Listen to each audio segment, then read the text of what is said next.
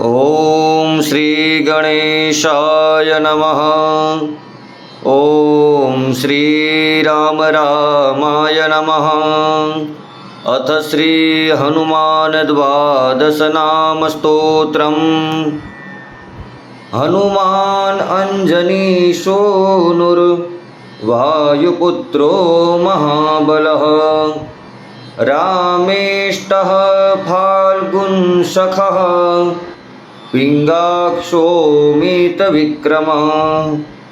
उदधीक्रमणश्चैव सीताशोकविनाशनः। लक्ष्मणप्राणदाता च दशग्रीवस्य दर्पः। द्वादशैतानि नामानि कपीन्द्रस्य महात्मनः। स्वापकाले प्रबोधे च यात्राकाले च यः पठेत् तस्य सर्वभयं नास्ति।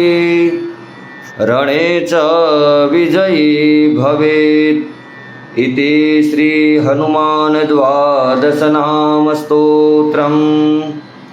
मनोजवं मारुततुल्यवेगं जितेन्द्रियं बुद्धिमतां वरिष्ठं।